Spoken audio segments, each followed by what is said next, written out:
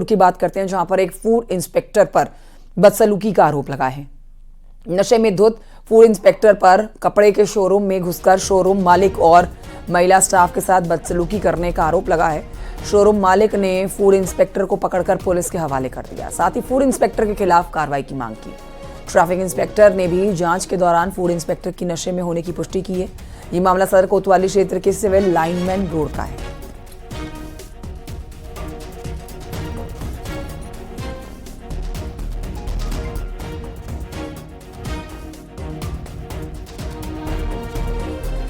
उधर जौनपुर के फतेहपुर में पुलिस का फरार चल रहे बदमाश के साथ एनकाउंटर हुआ है।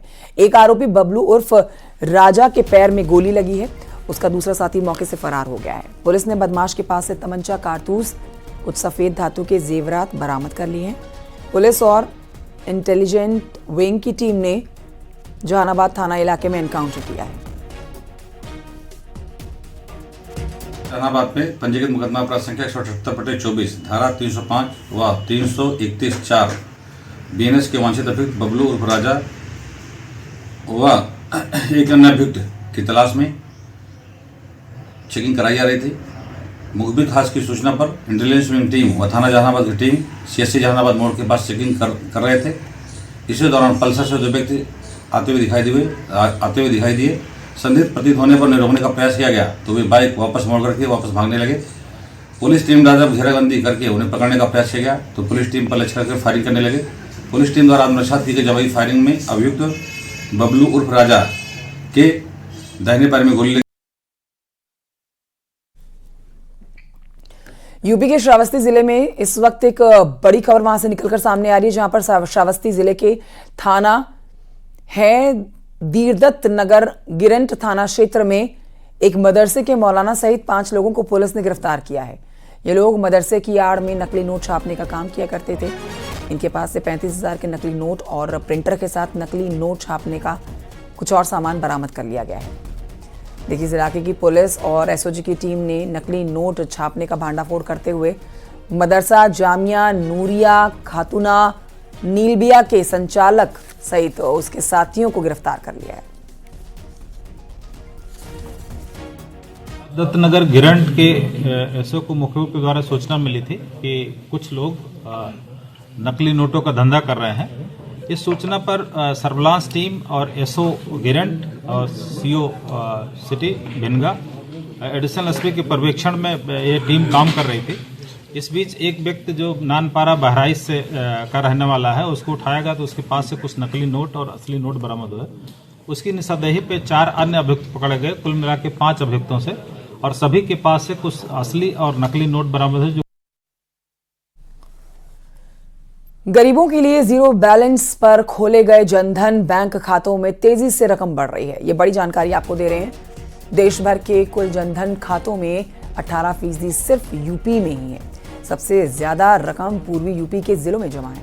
गोंडा जनधन खातों में रकम जमा करने के मामले में यूपी में टॉप पर है। गोंडा के जनधन खातों में 2,809 करोड़ रुपए जमा हैं। दूसरे नंबर पर प्रयागराज है, जहां पर जनधन खातों में 1,928 करोड़ रुपए जमा है। तीसरे नंबर पर जौनपुर है, जहां जनधन खातों में 1,505 करोड़ रुपए जमा है।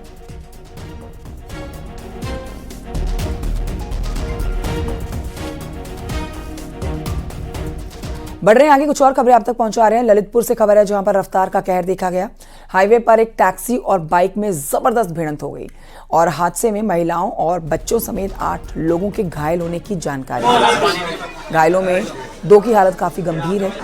हादसा सदर कोतवाली इलाके में हुआ है। हाईवे पर रोड़ा गांव के पास यह हादसा हुआ है। टैक्सी में सवार लोग मंदिर से दर्शन करके वापस घर लौट रहे थे। घायलों को अस्पताल में भर्ती कराया गया, जिनमें 2 की हालत गंभीर है।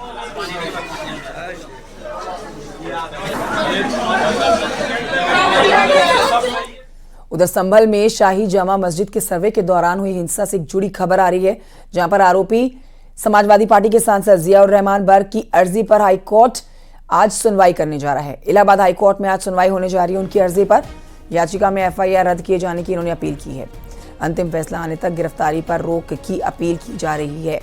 सपा सांसद में याचिका में खुद को बेगुनाह बताया है। सियासी बदले की भावना से फर्जी केस दर्ज करने का आरोप। सांसद जियाउर रहमान बर्क की हम बात कर रहे हैं, जिनकी याचिका पर आज इलाहाबाद हाईकोर्ट में सुनवाई होगी। अपने खिलाफ FIR को रद्द करने की मांग कर रहे हैं। हिंसा के लिए लोगों को उकसाने के मामले में भी इनके ऊपर केस दर्ज है। जियाउर रहमान बर्क की ओर से 16 दिसंबर को अर्जी दाखिल की गई थी। 18 दिसंबर को हाईकोर्ट रजिस्ट्री में केस रजिस्टर हुआ था।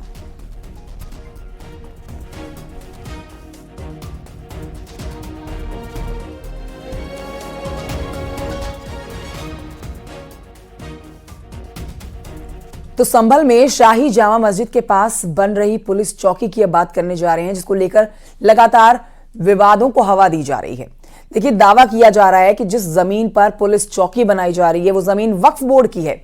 अब इस मामले में विवाद तब और बढ़ गया जब ओवैसी ने इसे लेकर सोशल मीडिया पर एक पोस्ट कर डाला, लेकिन प्रशासन का कहना है कि जमीन को लेकर वक्फ बोर्ड से जुड़े कोई सबूत नहीं मिले हैं। रिपोर्ट देखिए। संभल लगातार सुर्खियों में बना है। अभी तक मंदिर, मस्जिद और बावड़ी को लेकर चर्चाओं का दौर था, लेकिन अब विवादों का सेंटर पॉइंट बन गई है सत्यव्रत पुलिस चौकी। दावा किया जा रहा है कि जिस जमीन पर पुलिस चौकी का निर्माण किया जा रहा है वो जमीन वक्फ बोर्ड की है। इसी को लेकर प्रशासन के सामने दस्तावेज भी पेश किए गए थे, लेकिन उन दस्तावेजों की जांच के बाद ऐसा कोई सबूत नहीं मिला है जिससे यह तय किया जा सके कि जमीन वक्फ बोर्ड की है। सत्यव्रत पुलिस चौकी के निर्माण के क्रम में कुछ दस्तावेज कल हमें मिले। हमने उनका परीक्षण किया। वो दस्तावेज रजिस्टर्ड भी नहीं है और उन दस्तावेजों की जब जांच की गई तो इसमें किसी प्रकार का कोई रकबा, कोई चौहद्दी, उसका वर्णन नहीं है। तो जो प्राइमरीली है उन दस्तावेजों के आधार पे कुछ कहा नहीं जा सकता है और हमने कहा भी है यदि आपके पास और भी कोई दस्तावेज है तो आप लेके आएं, हम नियमानुसार कार्रवाई करेंगे। बताया जा रहा है कि इस सिलसिले में हिंदू पक्ष की ओर से भी आवेदन आया है, जबकि मुस्लिम पक्ष की तरफ से दस्तावेज पेश किए गए। प्रशासन का कहना है कि पुलिस चौकी की जमीन से जुड़े विवाद को लेकर किसी भी तरह की पड़ताल के लिए प्रशासन तैयार है। हिंदू पक्ष की ओर से भी एक आवेदन आया है और दूसरे पक्ष की ओर से कोई आवेदन तो नहीं आया, किंतु दस्तावेज आए थे। तो उनका जो परीक्षण किया गया उनके सत्यापन में ऐसा कुछ मिला नहीं और न ही उनका कोई टाइटल उसमें बन रहा था। हमने 2 लोगों की टीम बनाई है और दोनों की टीम मिल करके जांच कर रही है और जो भी रिपोर्ट आएगी उसके बारे में आपको अवगत करवाएंगे। इस मामले में विवाद तब और बढ़ गया जब AIMIM के चीफ असदुद्दीन ओवैसी ने इस सिलसिले में एक ट्वीट करके मामले को हवा दे दी। संभल की मस्जिद के सामने, संभल की मस्जिद आसार कदीमा का प्रोटेक्टेड मॉन्यूमेंट है। प्रोटेक्टेड मॉन्यूमेंट का कानून यह है कि उसके 100 मीटर के अतराफ में कोई तामीरी नहीं हो सकता। यह पार्लियामेंट का कानून है। मगर यह कौन सी संभल की पुलिस है जो आसार कदीमा के प्रोटेक्टेड मस्जिद के 100 मीटर नहीं बल्कि उसके 5 फीट के फासले पर आउटपोस्ट बना रहे हैं और वो आउटपोस्ट वक्फ की जमीन में बना रहे हैं। मुरादाबाद के 39A में वो वक्फ का दर्ज है, सुन्नी वक्फ बोर्ड में दर्ज है, वहां पर संभल की पुलिस बना। हमारे पास ऐसा कोई भी तथ्य या प्रमाण नहीं है। यदि कोई भी लेके आता है तो हम उसका परीक्षण करेंगे और नियमानुसार कार्रवाई करेंगे। विवादों की इस तपिश के बीच संगीनों के साए में तेजी से पुलिस चौकी का निर्माण किया जा रहा है। संभल की सुरक्षा से जुड़ी ये तैयारियां ऐसे वक्त में हो रही हैं जब 24 नवंबर 2024 को शहर एक ऐसी हिंसा का गवाह बन चुका है जिसने इतिहास के जख्मों को फिर से हरा कर दिया था।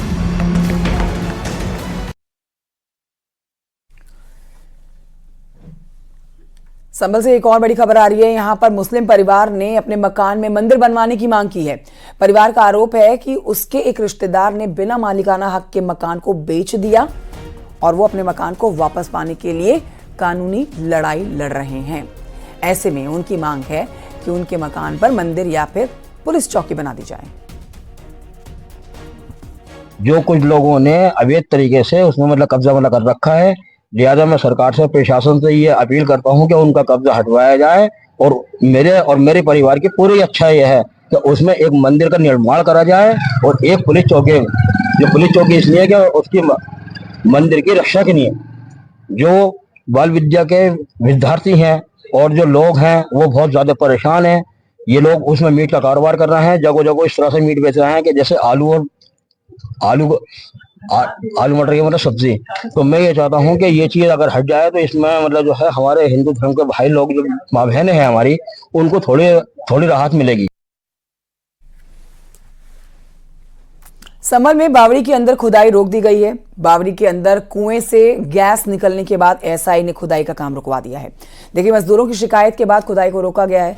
सैकड़ों साल के बाद से जो बंद ये कुआं मिला है, उसके बाद यहां से गैस निकलने की आशंका के चलते खुदाई को फिलहाल रोका गया है। जो है धुआं के वजह से जो बंद कर दिया गया। कोई गैस से प्रतीत हो रही है? हाँ जी। तो एएसआई की टीम भी आई थी, क्या कह के गई थी आपको? वो ये रुकवा गई थी, बोले इतना ही रहने दो क्योंकि ये बाद में जो है इस चीज को करेंगे। अरे कितने दिन से आपकी यहाँ लेबर जो काम कर रही है?